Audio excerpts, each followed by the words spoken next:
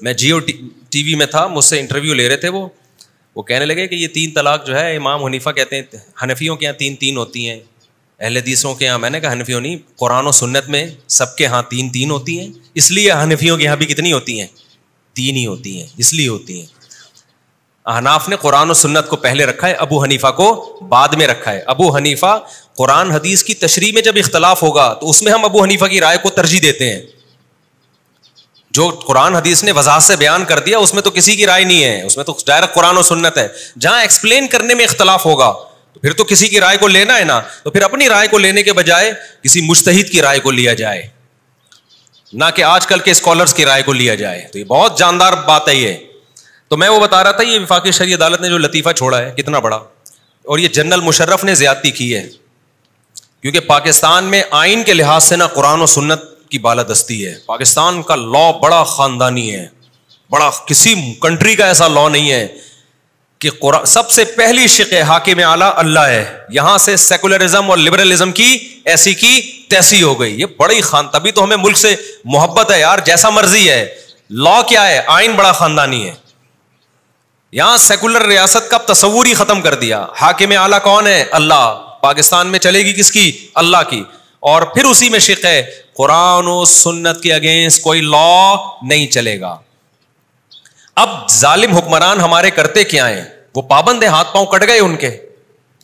تو وہ کیا کرتے ہیں, اگر ملک میں یہ نافذ ہوتا نا کہ چاروں اماموں کی جو تشریح, قرآن و سنت کی تشریح میں جب اختلاف ہوگا تو فقہ حنفی کو یا فقہ شافعی کو فالو کیا جائے گا, تو تحریف کا دروازہ بند ہو جاتا. لیکن اس کو مبہم رکھ دیا نا, تو جو آتا ہے نا, جو بھی آتا ہے وہ قرآن و اپنی جو تشریح ہوتی ہے نا قرآن و سنت کے کھاتے میں ڈال کے اس کو قانون کا حصہ بنا دیتا ہے. اب پاکستان میں چونکہ یہ قانون تھا کہ قرآن و سنت کے اگینسٹ کوئی قانون نہیں چلے گا, ہمیں قرآن و سنت میں کہیں بھی نظر نہیں آیا کہ عورت کے پاس ڈیورس کا حق ہے, وہ عدالت سے یک طرفہ خلا لے سکتی ہے. لہذا پاکستان, بلکہ انگریز کے دور میں بھی ایسا نہیں ہوا. انگریز نے بھی کہا کہ مسلمانوں کے جو خاندانی اور فیملی لاز ہے وہ انہی کے مذہب کے مطابق ہوں گے. لہذا بر صغیر میں 200 سال انگریز نے حکومت کی ہے, مگر طلاق کے قانون کو انگریز نے نہیں چھیڑا. گورے کی کورٹ میں جب عورت جاتی تھی اس کو خلا نہیں ملتا تھا. سمجھ رہے کہ نہیں سمجھ رہے؟ خلا نہیں ملتا تھا اس کو, تمہارا مذہب یہ کہتا ہے. وہ ثابت کر دے شوہر نے 3 طلاقیں دی, اس کو ڈگری مل جاتی تھی. یہی لا چلا آ رہا تھا پاکستان میں بھی. جس لا کو گورے نے چینج نہیں کیا اس کو جنرل مشرف نے آ کے بولو چینج کر دیا. اب جنرل مشرف پابند تھا کہ قرآن و سنت کے اگینسٹ کوئی قانون نہیں بنے گا. اب قرآن میں جو خلا ہے وہ یہ والا خلا نہیں ہے جو آج کل مارکیٹ میں چل رہا ہے.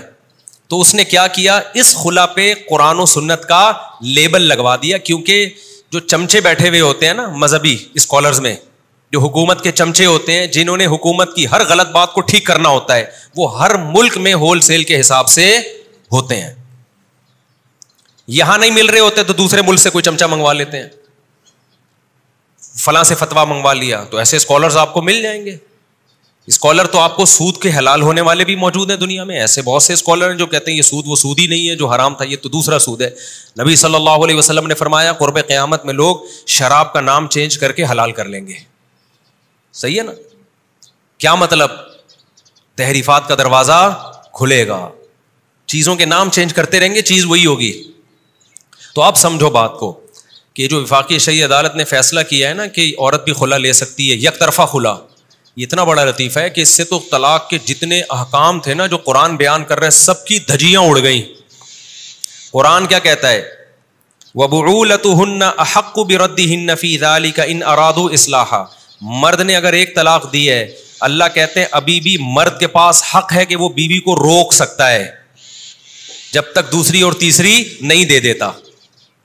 قرآن کہہ رہا ہے نا. لیکن اگر آپ عورت کو کہتے ہیں عدالت جا کے خلا کی ڈگری لے سکتی ہے, اس آیت کا کوئی مطلب بنا؟ پھر نہیں آئی میرا خیال. بلکہ اس کا تو مطلب یہ ہوا کہ اللہ تو کہہ رہا ہے 1 اور 2 طلاق کے بعد بھی روک سکتا ہے, عدالت تو کہہ رہی 1 طلاق بھی نہیں دی پھر بھی نہیں روک سکتا. نہیں آئی بات میرا خیال ہے. آپ لوگ کی سمجھ میں نہیں, یہ میں جملہ اتنا دہراتا ہوں نا, نہیں آئی تو نیچے کمنٹس لکھا ہوتا ہے یہ جملہ کم دہرایا کریں, اس لیے میں کوشش کرتا ہوں زبان پہ کنٹرول کروں.